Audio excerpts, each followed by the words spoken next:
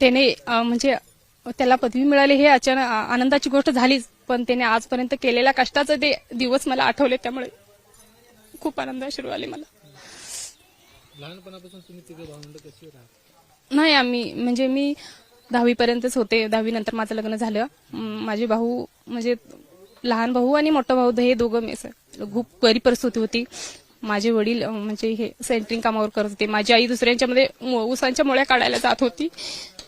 माझा भाऊ कधीतरी सुट्टीमध्ये ट्रॅक्टरच्या कामावर जात होता, दगडी भरायला किंवा माती भरायला जात होता. आणि मोठ्या भावानं पण BSc फर्स्ट इयर देवचंद कॉलेजमध्ये ऍडमिशन घेतलं. त्यावेळी खूप वाईट दिवस आले होते.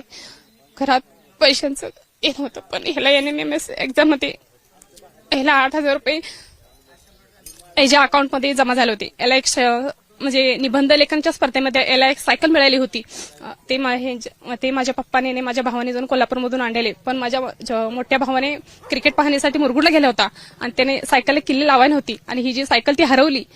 खूप वाईट वाटेल. दोघा भावांनी प्रत्येक गावात शोधाशोध केली, पण ती सायकल मिळाली नाही. बरं त्याला ती सायकल भेटलीच नाही.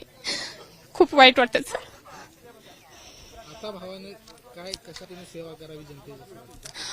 तो ज्या परिस्थितीमध्ये वाढला आहे तशा परिस्थितीत मुलांना त्याने वर आणावं, खूप शिक्षण द्यावं, त्यांना प्रोत्साहन करावं हीच आमची इच्छा आहे.